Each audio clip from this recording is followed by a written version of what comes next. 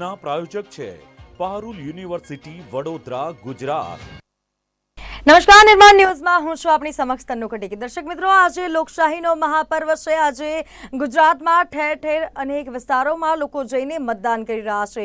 એક બાજુ કાળઝાળ ગરમી પડી રહી છે, પરંતુ બીજી બાજુ મતદારો વધુમાં વધુ મતદાન થાય તેની માટે ઘરેથી લોકો નીકળીને મતદાન કરી રહ્યા છે। મહત્વનું છે કે આજે મતદાનનો આ મહાપર્વ હોય તેને લઈને ગુજરાત કોંગ્રેસના પૂર્વ પ્રદેશ પ્રમુખ જગદીશ ઠાકોર સાથે અમારા સંવાદદાતાએ ખાસ વાતચીત કરી છે। આવો જોઈએ।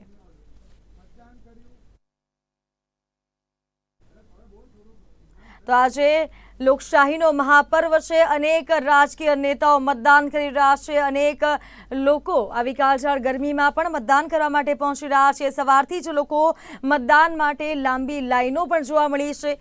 अनेक राजकीय नेताओं मतदान करवा पहुंचा है। पीएम मोदी होय के पछी अमित शाह होय के पछी धारासभ्य होय के पछी कोई सांसद होय, एक पछी एक अनेक लोको मतदान करवा माटे जोड़ाई रह्या छे।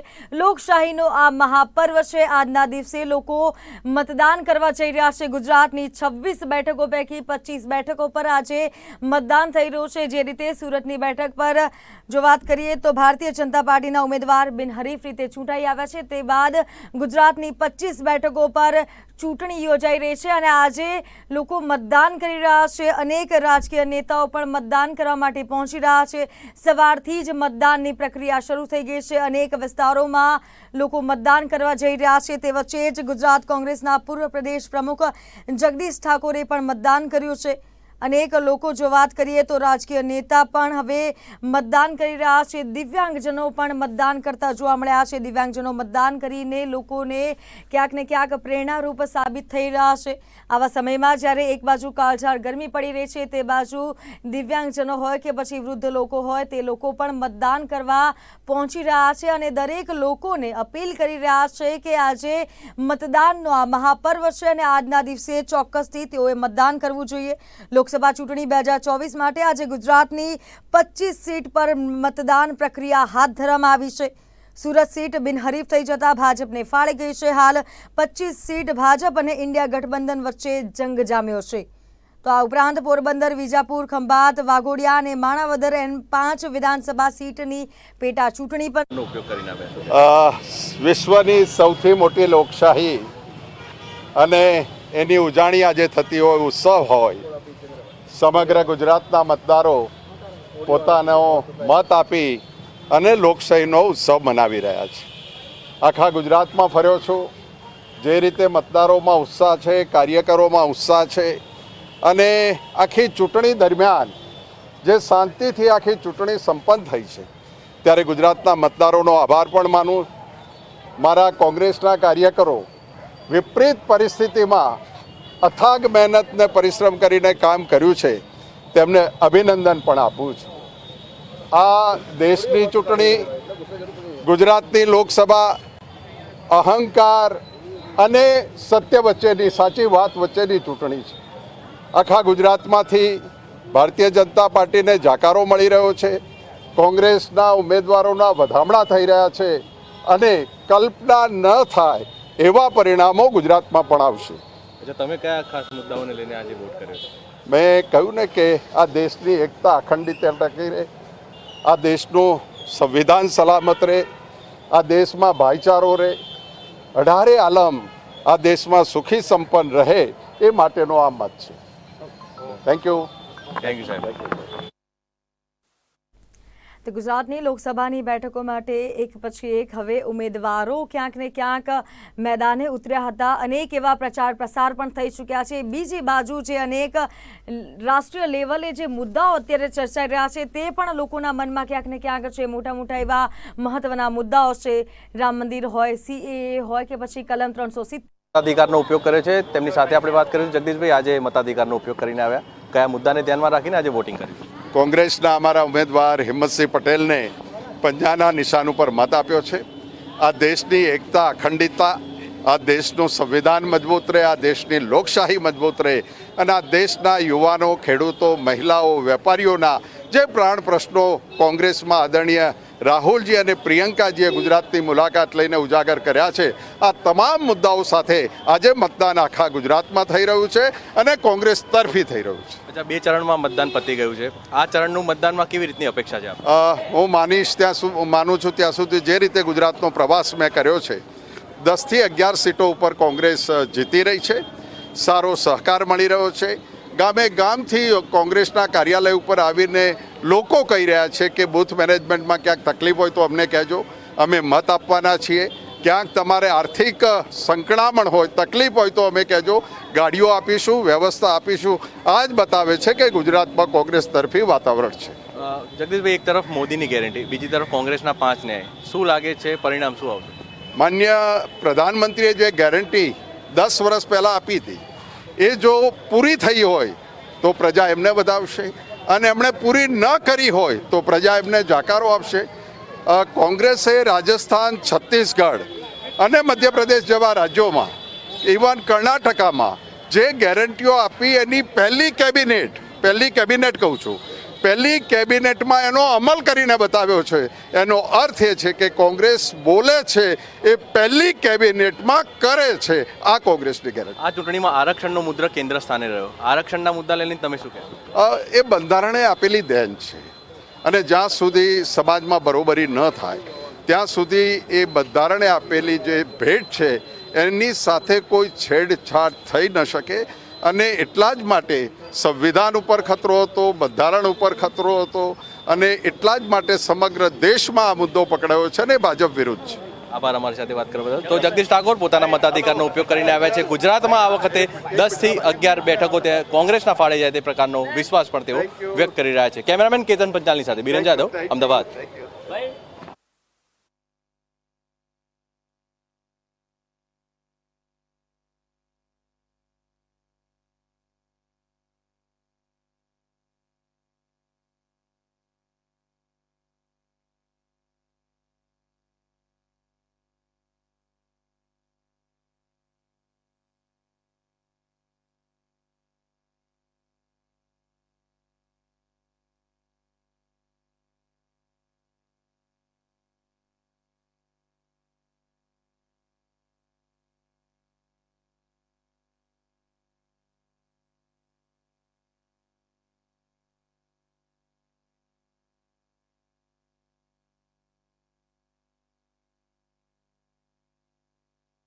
આજે સવારથી જ ગુજરાતમાં ચૂંટણીનો આ માહોલ જામ્યો છે. રસ્સાકસીનો માહોલ આ વખતે કહી શકાય. ઇન્ડિયા ગઠબંધન હોય અને સામે ભારતીય જનતા પાર્ટી કે જેનું પ્રભુત્વ ગુજરાતમાં છેલ્લા જે ચૂંટણી યોજાઈ છે, જે 2 ચૂંટણી યોજાઈ છે તેમાં ભારતીય જનતા પાર્ટીનું પ્રભુત્વ વધારે જોવા મળ્યું છે, અને તેની સામે હવે કાંટે કી ટક્કર જોવા મળી રહી છે. અને આ વચ્ચે જ હવે અમદાવાદ પૂર્વ જો વાત કરીએ તો પૂર્વ ઉમેદવાર હિંમતસિંહ પટેલ તે મતદાન કરવા પહોંચ્યા હતા. મહત્વનું છે કે હવે અનેક રાજકીય નેતાઓ એક પછી એક મતદાનમાં જોવા મળી રહ્યા છે, મતદાન કરતા તેઓ જોવા મળી રહ્યા છે, અને લોકોને પણ તેઓ અપીલ કરી રહ્યા છે કે ચોક્કસથી મતદાન કરવું જોઈએ.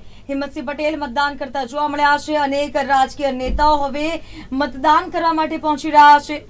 જે રીતે અગાઉ પણ પૂર્વ પ્રદેશ પ્રમુખ ગુજરાત કોંગ્રેસના જગદીશ ઠાકોરે મતદાન કર્યું, તે બાદ હવે હિંમતસિંહ પટેલ પણ મતદાન કરતા જોવા મળ્યા છે. સવારે જો વાત કરીએ તો દેશના વડાપ્રધાન નરેન્દ્ર મોદીએ પણ મતદાન કર્યું છે, અને લોકોને પણ અપીલ કરી છે કે વધુમાં વધુ મતદાન થાય તેવો પ્રયાસ હાથ ધરવો જોઈએ. અને ચોક્કસથી એક બાજુ જ્યારે કાળઝાળ ગરમી પડી રહી છે, હીટવેવની આગાહી કરવામાં આવી છે, અને બીજી બાજુ જનતા પણ મતાધિકારનો ઉપયોગ કરીને આટલી ગરમીમાં જનતા જ્યારે બહાર જઈને મતદાન કરે છે તો લોકશાહી દેશને બચાવવા માટે ક્યાંક ને ક્યાંક જનતા પણ મહેનત કરી રહી છે, જનતા પણ બહાર જઈને મતાધિકારનો ઉપયોગ કરી રહી છે. લોકશાહી પર્વની આજે ઉજવણી કહી શકાય. લોકશાહી દેશ છે ભારત દેશ, તેને લઈને લોકો આજે મતદાન કરી રહ્યા છે. ગુજરાતની 25 બેઠકો પર હવે મતદાન યોજાયું છે. જે રીતે સુરતની બેઠક પર ભારતીય જનતા પાર્ટીના ઉમેદવાર બિનહરીફ રીતે ચૂંટાઈ ગયા છે, તે બાદ હવે 26 બેઠકોમાંથી 25 બેઠકો પર મતદાન યોજાયું છે. તો ચૂંટણી જે યોજાય છે તેમાં લોકો એક પછી એક મતદાનમાં જોવા મળી રહ્યા છે. તે રીતે જ હિંમતસિંહ પટેલ પણ મતદાન કરતા જોવા મળ્યા છે, અને લોકોને પણ તેઓએ અપીલ કરી છે કે ચોક્કસથી આજે ગરમી છે પરંતુ જઈને મતદાન કરવું. અત્યાર સુધીનું ટ્રેન્ડ છે, કેવું લાગી રહ્યું છે? સમગ્ર રાજ્યમાં કોંગ્રેસ તરફી મતનો પ્રવાહ છે. ભારતીય જનતા પાર્ટીના 2014થી આ 2024 બે વખતના કેન્દ્રના શાસનમાં એમની અનેક નિષ્ફળતાઓ, પ્રજાની મુશ્કેલીઓ, મોંઘવારી, બેકારી, બેરોજગારી, ખેડૂતોના પ્રશ્નો, યુવાનોના પ્રશ્નો, એ તમામથી લોકો ત્રસ્ત છે. એટલે આજે તમે જોઈ રહ્યા છો કે લોકો ની અંદર જે મતદાન માટેનો પણ જે જોશ હોવો જોઈએ એવી ક્યાંક ને ક્યાંક લોકો થોડાક મતદાન કરવાની અંદર પણ જે ટકાવારી જે પર્સન્ટેજ પણ છે એ પણ થોડોક ઓછો દેખાઈ રહ્યો છે. સ્વાભાવિક રીતે ભારતીય જનતા પાર્ટીના શાસનથી લોકો દુઃખી છે, વ્યથિત છે. એટલે આ વખતે ચોક્કસ રીતે હું માનું છું કે સમગ્ર ગુજરાતમાં 10થી 12 સીટ ઉપર કોંગ્રેસનું વિજય પ્રાપ્ત થશે. કેટલાક કિસ્સામાં ભાજપના કાર્યકરો અને હોદ્દેદારો દ્વારા મતદારોને લોભ લાલચ ધમકી અપાઈ રહી હોવાના આરોપ થઈ રહ્યા છે. ચોક્કસ રીતે ભારતીય જનતા પાર્ટી ધાક ધમકી, સરકારી તંત્રનો દુરુપયોગ કરીને ગુનેગારોને છૂટો દોર આપ્યો છે. આખી રાત પણ હું પોતે જાતે નથી ઊંઘી શક્યો. આખી રાત અમારા વિસ્તારમાં પણ જે હિસ્ટ્રી આમ ધરાવતા ગુનેગારો હોય, મર્ડર, લૂંટ અને હત્યાના એવા આરોપી ગુનેગારો હોય, એ લોકોએ આખી રાત અમારા બૂથોમાં ફરીને આગેવાનોને ધાકધમકી આપી છે, મતદાતાઓને ધાકધમકી આપી છે.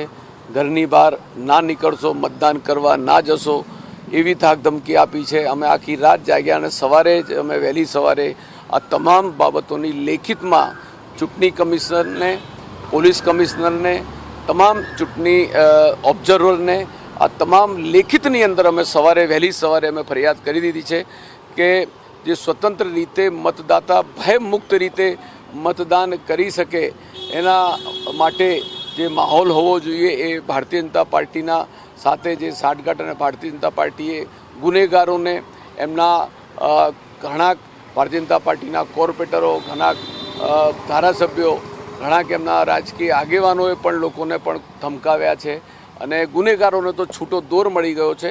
મેં પોતે પોલીસ કમિશનરશ્રીને પણ ફરિયાદ કરી છે. એમને મને વિશ્વાસ અપાયો છે કે અમે એમાં પગલાં લઈશું. પણ હું માનું છું કે લોકતંત્ર અને પ્રજાતંત્રની અંદર લોકશાહીનો આ મોટો પર્વ છે અને મોટા પર્વની અંદર મતદાનથી લોકોને તમે વંચિત રાખવા માટે તમે જે ભય ઊભો કરો એ લોકશાહી માટે ઘાતક છે. ભારતીય જનતા પાર્ટીએ હાર ભારી ગઈ છે એટલે ગુનેગારોનો સત્તા, પાવર અને વહીવટી તંત્ર અને પોલીસ તંત્રનો આમ દુરુપયોગ કરીને બેફામ રીતે લોકોને દબાવવાનો, મતદાન મથક સુધી અટકાવવા માટે અને મતદાતાઓને ભય ઊભો કરવા માટેનો પ્રયાસ કર્યો છે. એ ખૂબ ગંભીર બાબત છે. તમારું નામ જણાવો. ડાભી રાજસિંહ સામરસિંહ. તો બાપુ, ક્યારે આવ્યા તમે દુબઈથી અને શું સંદેશો આપવા માંગો છો? ઓકે, હું ઘણા ટાઈમથી દુબઈ હતો. એટલે પછી આ લોકશાહી, ભારત જે દુનિયાની સૌથી મોટી લોકશાહી છે એનું મહાપર્વ ઉજવી રહ્યું હતું. તો મને પણ એવું થયું કે મારી પણ ફરજ નિભાવવી જરૂરી. લોકશાહીનો મહાપર્વ કહી શકાય. દુનિયાની સૌથી મોટી લોકશાહી આપણો ભારત દેશ છે અને લોકશાહીનો મહાપર્વની આજે ઉજવણી થઈ રહી છે. તેને લઈને લોકો આજે સવારથી જ મતદાનમાં જોડાયા છે. તો આજે મતદાનને લઈને આપણી સાથે ચર્ચા વિચારણામાં જયવંત પંડ્યા કે જેઓ રાજકીય વિશ્લેષક છે તેઓ સ્ટુડિયોમાં ઉપસ્થિત છે. જયવંતભાઈ, પહેલા તો આપનું નિર્માણ ન્યૂઝ પર સ્વાગત છે. નમસ્તે. જયવંતભાઈ, જે રીતે હવે આ 25 સીટોને લઈને અત્યારે આ જંગ જામ્યો છે, ક્યાંક ને ક્યાંક લોકસભાની ચૂંટણીમાં સુરતની સીટ ક્યાંક ને ક્યાંક ભારતીય જનતા પાર્ટીના ખોળામાં ગઈ છે. તે બાદ હવે 25 બેઠકોને લઈને ઇન્ડિયા ગઠબંધન અને ભારતીય જનતા પાર્ટીમાં ક્યાંક ને ક્યાંક હવે જંગનો માહોલ જોવા મળી રહ્યો છે. અને અત્યારે જો વાત કરીએ તો કોંગ્રેસ પણ હવે ગુજરાતમાં પોતાની જગ્યા બનાવી રહી છે તેવું લાગી રહ્યું છે. આ ખરાખરીના માહોલ વચ્ચે શું લાગે છે, જનતા કોની બાજુ જશે?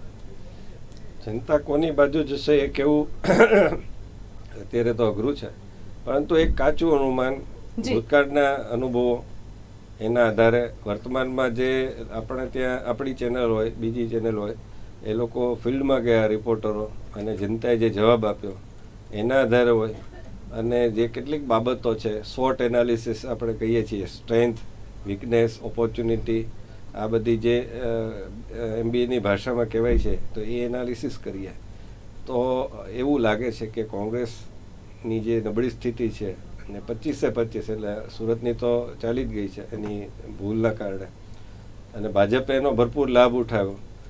પરંતુ સાથોસાથ કોંગ્રેસની જે નબળી સ્થિતિ છે અને કેટલાક મુદ્દાઓ એની વિરુદ્ધ ઉઠ્યા. દાખલા તરીકે સૌથી મોટો મુદ્દો મને લાગે છે કે આ અનામતનો છે, જેમાં મુસલમાનોને SC ST OBCનું અનામત આપી દેવું એવું જે વડાપ્રધાન મોદી અને ભાજપ કહી રહ્યા છે, અને કર્ણાટકમાં એનો કોંગ્રેસ અમલ કર્યો છે. મુસલમાનોની કેટલીક જાતિ છે એ નો ડાઉટ પછાતમાં આવે છે અને એને અનામત મળે જ છે, પરંતુ બધી જાતિઓને અનામતમાં લઈ દેવી અને એના કારણે SC ST OBC ને અનામત ન મળવી. હવે રાહુલ ગાંધી એવું કહી રહ્યા છે કે 50% કરતાં વધારે અનામત આપશું. હવે એ તો બહુ જોખમી બાબત છે, કારણ કે મેરિટ પણ હોય છે. આપણે ત્યાં SC ST એને એટલા માટે અનામત આપવામાં આવે છે કે હિન્દુ સમાજની અંદર એમને વર્ષો વર્ષ જે અન્યાય થયો સમાજના કારણે, જન્મના કારણે, એ ચોક્કસ જ્ઞાતિમાં જન્મ્યા અથવા ચોક્કસ સમુદાયમાં જન્મ્યા, એના કારણે જે અન્યાય થયો એવો અન્યાય મુસલમાનોને થયો નથી, અને એમ છતાંય એને આપી દેવો. આ વાતનું બંધારણમાં પણ, બંધારણની જ્યારે રચના કરવામાં આવી રહી હતી સંવિધાન સભામાં, એ વખતે પણ આના ઉપર ચર્ચા થઈ હતી. એ વખતે પણ આ વાતને નકારવામાં આવી હતી. તમને યાદ હોય તો અંગ્રેજોના સમયમાં ઘણા બધા લોકોએ માગણી કરી હતી, ઝીણાએ પણ માગણી કરી હતી કે એમને ઇલેક્ટોરલ જે મંડળ જે કહેવાય એક અલગ આપવામાં આવે, તો એ વાતને પણ નકારી દેવામાં આવી. એ લોકોના અલગ ઉમેદવાર હોવા જોઈએ એ પ્રકારની વાત પણ નકારી દેવામાં આવી. જી જયવંતભાઈ, આપને અહીંયા રોકવા માંગુ છું. અને એક બાજુ જ્યારે આ મતદાનનો આજે મહાપર્વ છે તેને લઈને આ મહત્વના સમાચાર સામે આવી રહ્યા છે. અમારા સંવાદદાતા મહીદીપસિંહ રાઠોડે મતદાતાઓ સાથે ખાસ વાતચીત કરી છે.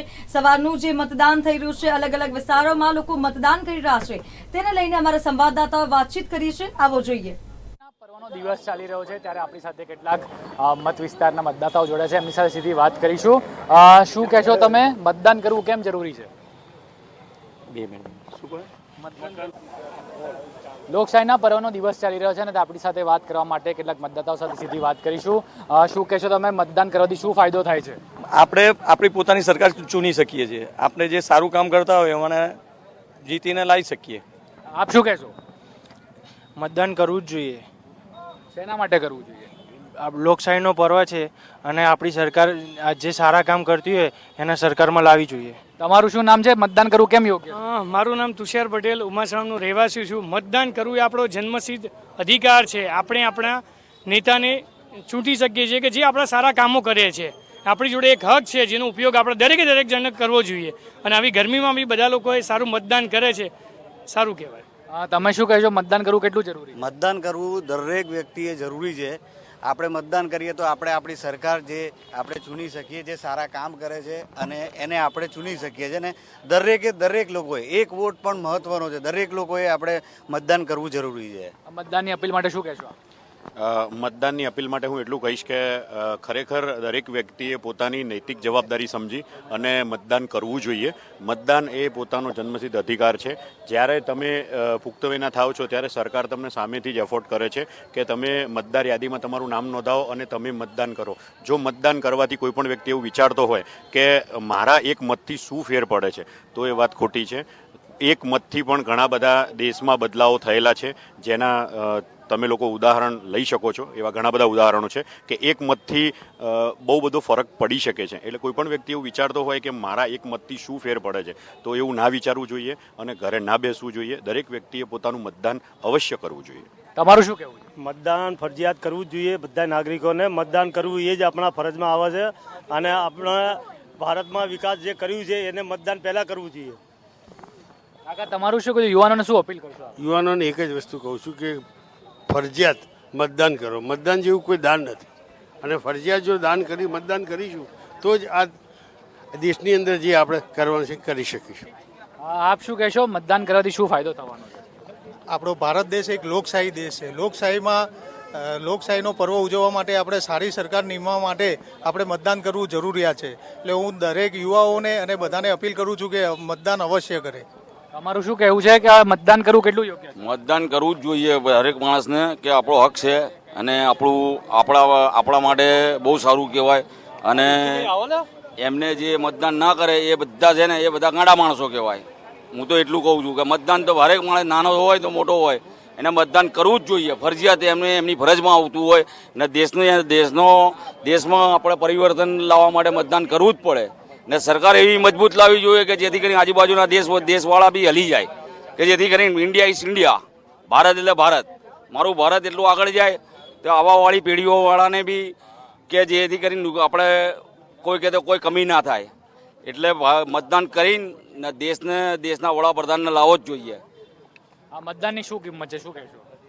મતદાનની કિંમત, મત આપવો એ આપણી ફરજ છે અને આપણે એની પ્રાયોરિટી લઈને અવશ્ય મતદાન કરીએ અને બીજા લોકોને બી આપણે પ્રેરિત કરીને મતદાન કરવા લઈ જઈએ, એ જ આપણી ફરજ છે.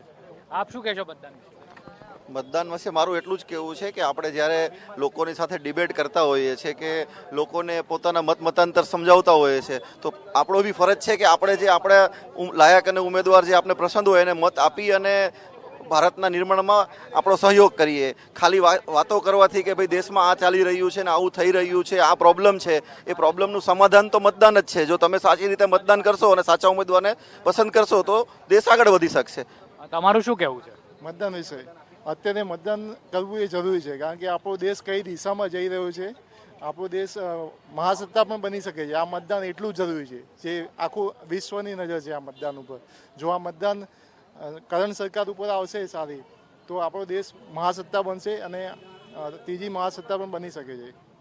તો ચોક્કસથી જે પ્રમાણે અત્યારે લોકશાહીનો પર્વનો દિવસ ચાલી રહ્યો છે, અમે પણ અમારા ચેનલ વતી આપને વિનંતી કરીએ છીએ કે વધુમાં વધુ આજના દિવસે મતદાન કરો. કેમેરામેન ચંદ્રકાંત વોરા સાથે મેદીપસિંહ રાઠોડ. તો સવારથી જ લોકો મતદાનમાં જોડાઈ ગયા છે. મહત્વનું છે કે અનેક વિસ્તારોમાં લોકો મતદાન કરી રહ્યા છે.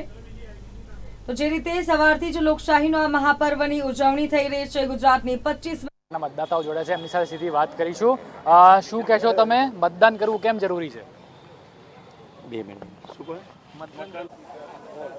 લોકશાહીના પર્વનો દિવસ ચાલી રહ્યો છે અને આપણી સાથે વાત કરવા માટે કેટલાક મતદાતાઓ સાથે સીધી વાત કરીશું. શું તો ગુજરાતની 25 બેઠકો પર સવારથી જ મતદાનની પ્રક્રિયા શરૂ થઈ ગઈ છે. ઠેર ઠેર લોકો મતદાન કરવા પહોંચી રહ્યા છે. વૃદ્ધજન હોય કે પછી દિવ્યાંગજન હોય, લોકો મતદાન કરીને બીજા માટે પ્રેરણારૂપ બની રહ્યા છે. તો મહત્વનું છે કે મતદાનનો આ મહાપર્વ હોય, લોકશાહી દેશ છે ભારત દેશ, જ્યારે વિશ્વની સૌથી મોટી લોકશાહી છે તેને મતદાનની પ્રક્રિયા આજે થઈ રહી છે. આજે આપણે ખાસ કરીને મતદાન લોકોએ કરવું જોઈએ તેવી હું નિર્માણ ન્યૂઝ તરફથી અપીલ કરી રહી છું. ચર્ચા વિચારણામાં જયવંતભાઈ આપણે આગળ વધીશું કે જે રીતે હવે ગુજરાતની 5 મહત્વની બેઠકો છે, રાજકોટ હોય, સાબરકાંઠા હોય, બનાસકાંઠા હોય કે પછી પાટણ હોય કે પછી સુરેન્દ્રનગર, આ 5 મહત્વની બેઠકો પર અત્યારે સૌની નજર છે. અનેક વિવાદો પણ થયા છે. તે વિવાદો વચ્ચે કોંગ્રેસ અને ભારતીય જનતા પાર્ટી આમને સામને ક્યાંક ને ક્યાંક જોવા મળ્યા છે. ઇન્ડિયા ગઠબંધન અને હવે ભારતીય જનતા પાર્ટી કાંટે કી ટક્કરમાં છે. શું લાગી રહ્યું છે, આ 5 બેઠકો પર કેવા પ્રકારનો માહોલ સર્જાશે? અને જો વાત કરીએ તો પરિણામોમાં ક્યાંક ને ક્યાંક હવે પરિણામોની લોકો રાહ જોઈને બેઠા છે, 4 જૂનની રાહ જોઈને બેઠા છે. શું લાગે છે, આ 5 બેઠકો પર કોનું પ્રભુત્વ જોવા મળશે?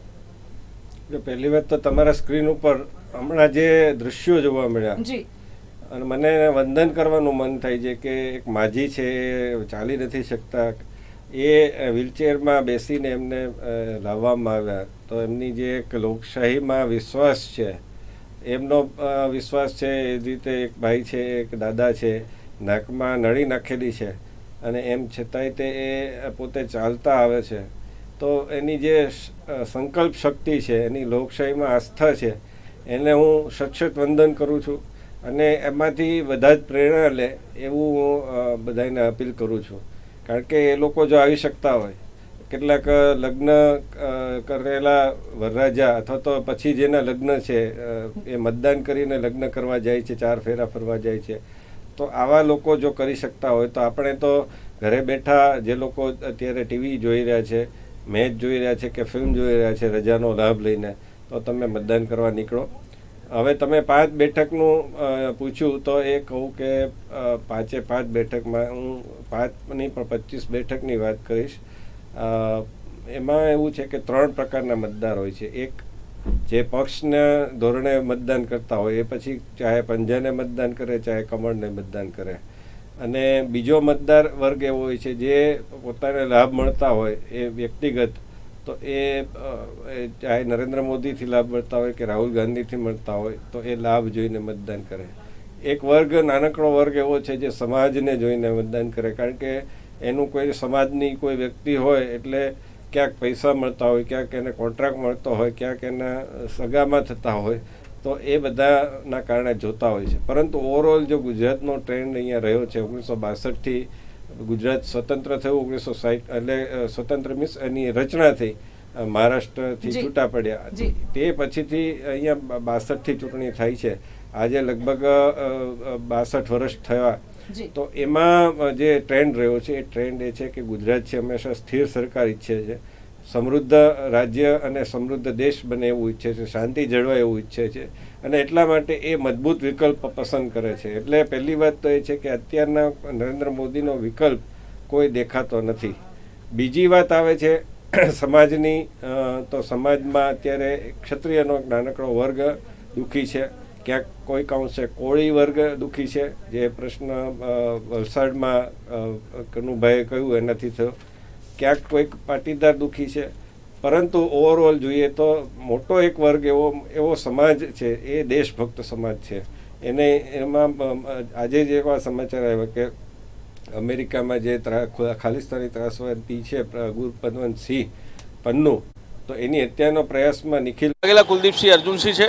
હું સૈજપુરનો રહેવાસી છું અને આજે આ લોકશાહીનો મહાન પર્વ છે, બરાબર, અને લોકસભાનું ઇલેક્શન છે, ત્યારે અમે સમાજને, દરેક સમાજના લોકોને અને વેપારી વર્ગને બધાને અપીલ કરીએ છીએ કે જેમ બને વધારે વોટિંગ કરો અને લોકશાહીમાં ભાગ લો અને આજના આ પર્વમાં સહભાગી બનો અને લોકશાહી મજબૂત કરો.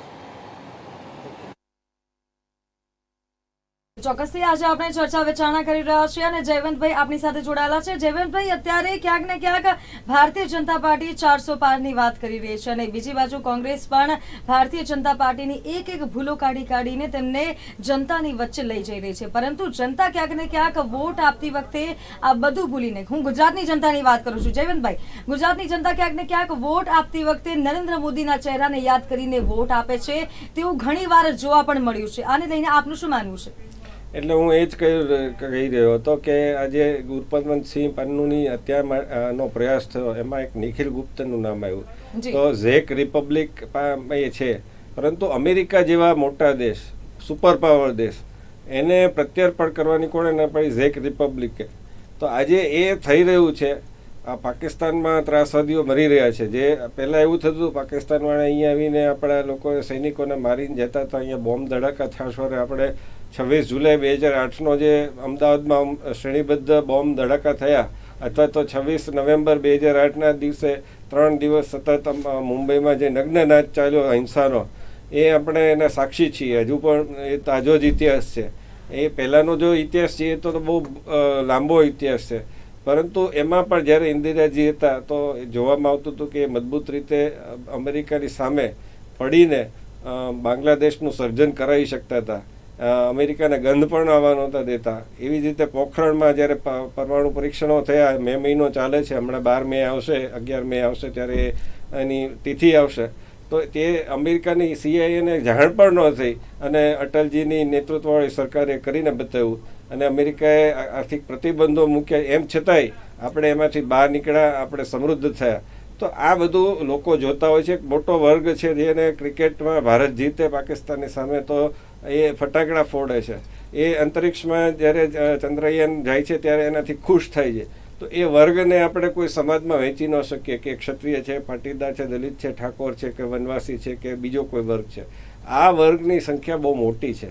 એને લગભગ મારી દૃષ્ટિએ કોઈ એવું આકલન નથી કરતું.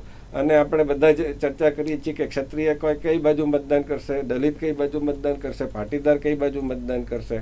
તમે જો 2017નું યાદ કરો ચિત્ર, તો પાટીદાર આંદોલન આટલું મોટું આંદોલન હતું, એમ છતાંય તે એ વખતે ભાજપનો વિજય થયો, સુરતમાં વિજય થયો, અમદાવાદમાં વિજય થયો. તો એ બતાવે છે કે સાવ એવું નથી હોતું કે દરેક કોઈ સમાજ આંદોલન કરતો હોય તો એ બાજુ ઢળી જાય. હવે જ્યાં સુધી વાત આવે છે ઉમેદવારની, તો મને લાગે છે કે કોંગ્રેસના કેટલાક ઉમેદવારો ચોક્કસ સારા છે. વલસાડમાં આનંદ પટેલ, બનાસકાંઠામાં ગેનીબેન, અમરેલીમાં જેનીબેન, અમરેલીમાં ભાજપને અંદરો અંદર પ્રશ્ન છે ભરત સુતરિયા, ભરત કાનાબાર, આ બધા પ્રશ્નો છે.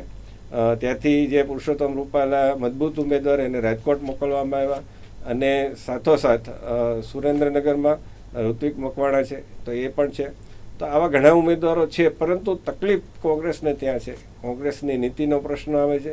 એ કોંગ્રેસની નીતિ જે 1970ના દાયકામાં કદાચ એ સફળ હતી કે સંપત્તિને તમે વહેંચણી કરી દો, એસ્ટેટ ટેક્સ નાખો અને લોકોને ફ્રી આપો. આજે લોકોને ફ્રી નથી જોતું, લોકોને ગરીબીમાંથી બહાર આવવું છે, એને આત્મનિર્ભર બનવું છે, એને પોતાની રેકડી નાખવી છે, તો એના માટે લોન આપો. એ નરેન્દ્ર મોદીનો મોડલથી આકર્ષાય છે. ગરીબ હોય તો એને મધ્યમ વર્ગમાં આવવું છે, મધ્યમ વર્ગના એને ઉપલી મધ્યમ વર્ગમાં જવું છે, ઉપલી મધ્યમ વર્ગને ધનવાન બનવું છે. આજે નવા નવા સ્ટાર્ટઅપ ઊભા થઈ રહ્યા છે, યુનિકોર્ન ઊભા થઈ રહ્યા છે, જે 100 મિલિયન્સના હોય તો એને યુનિકોર્ન કહે છે. એ બધું થઈ રહ્યું છે. લોકોને સારા રસ્તા જોઈએ છે, પાણીની સુવિધા જોઈએ છે, 24 કલાક લાઇટની સુવિધા જોઈએ.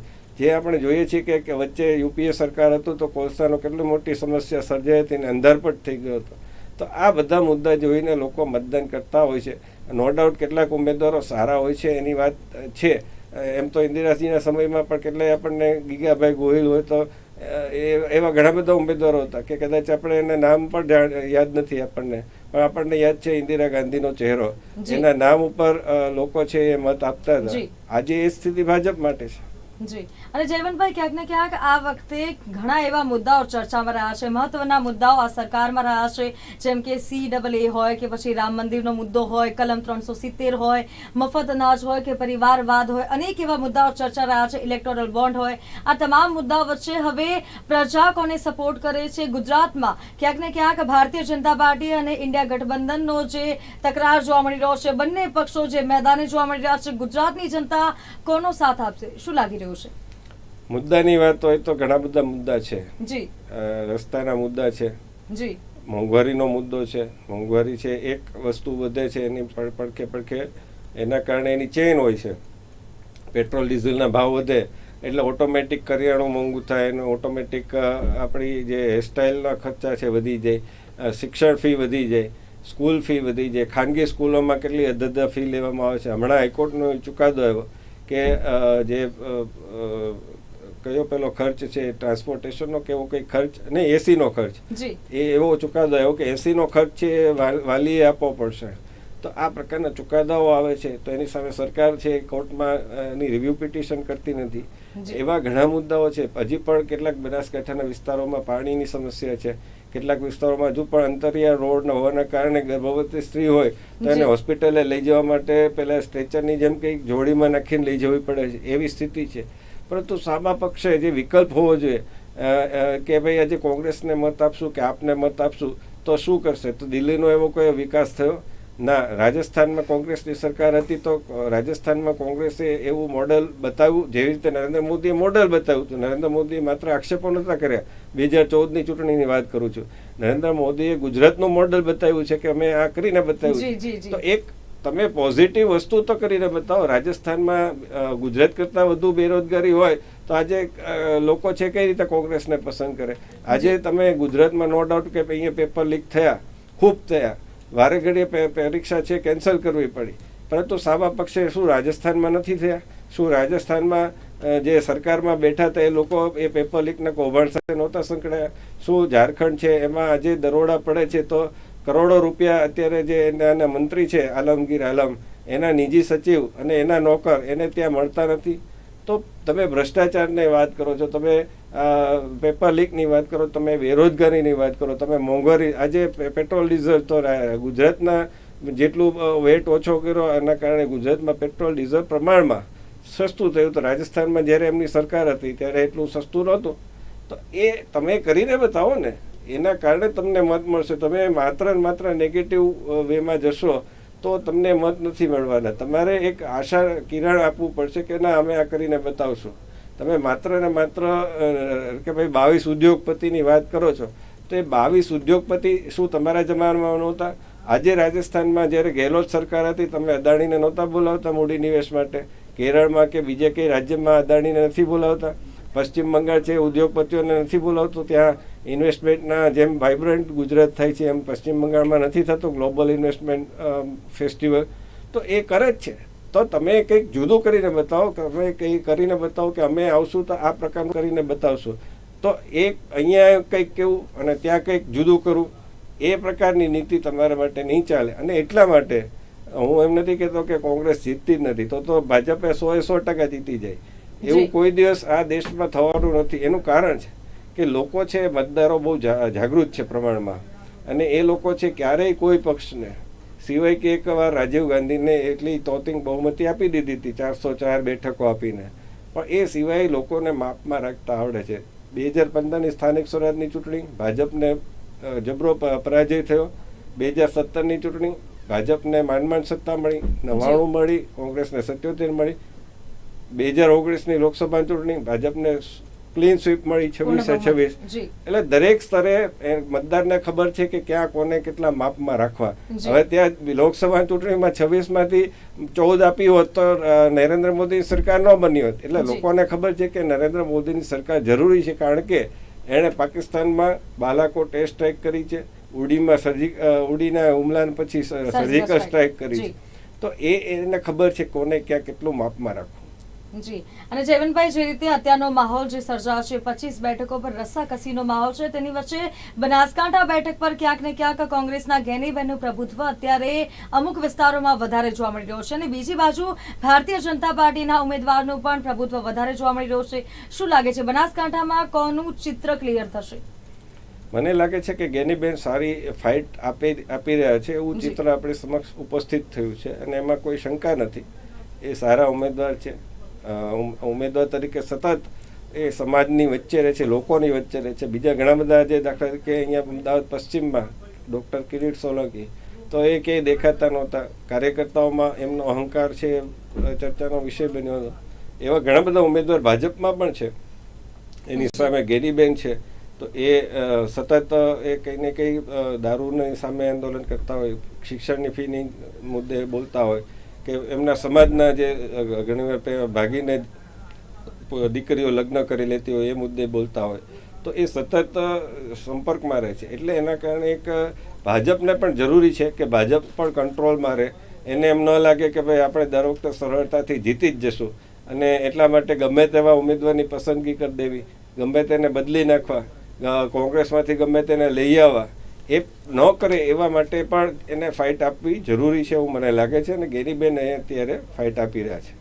જી. અને જયવંતભાઈ, ખાસ કરીને જો વાત કરીએ તો હાલમાં ગુજરાતની 25 બેઠકો જો વાત કરીએ તો આ 25 બેઠકો પર ક્યાંક ને ક્યાંક કોંગ્રેસ પણ એડી ચોટીનું જોર લગાવી રહી છે.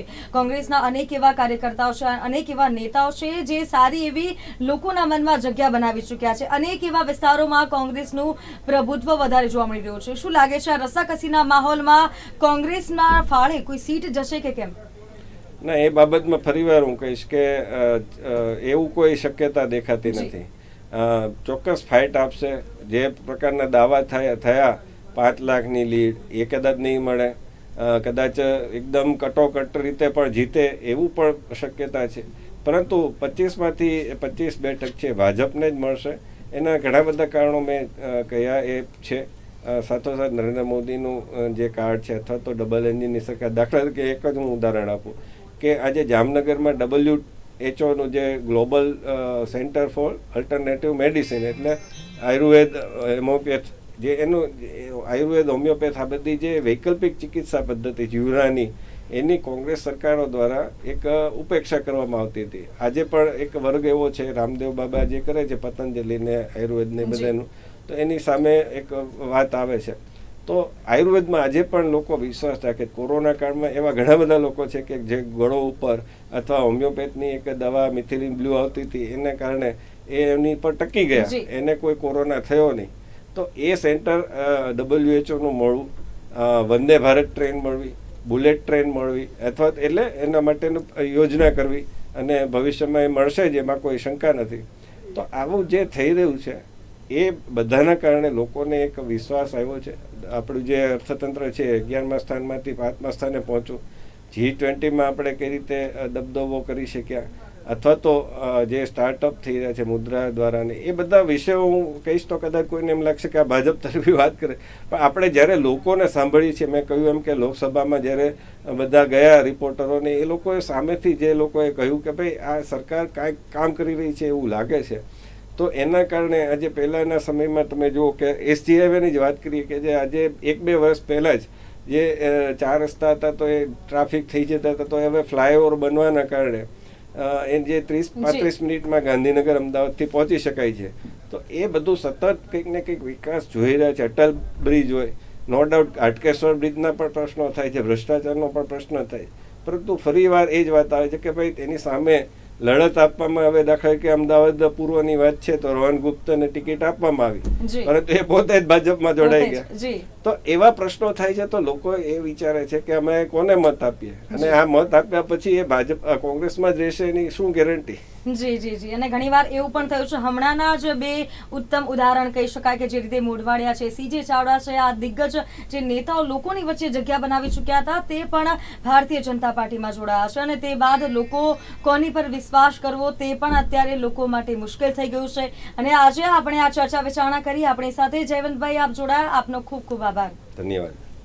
તો દર્શક મિત્રો, નિર્માણ ન્યૂઝમાં આજે આપણે વાત કરી જે રીતે આજે લોકશાહીનો મહાપર્વની આજે ઉજવણી થઈ. સવારથી લોકોએ મતદાન કર્યું છે. હજી સુધી ટાઈમ છે, મતદાન આપે પણ જઈને કરવું જોઈએ. ચોક્કસથી સવારના લોકો આ કાળઝાળ ગરમીમાં મતદાન કરવા માટે પહોંચી રહ્યા છે. નિર્માણ ન્યૂઝ તરફથી હું તનુ ખટીક આપને અપીલ કરું છું કે આપ પણ જઈને મતદાન કરો. તો આજ સમાચારમાં બસ આટલું જ. મને આપશો રજા. પ્રોગ્રામના પ્રાયોજક છે પારુલ યુનિવર્સિટી વડોદરા, ગુજરાત.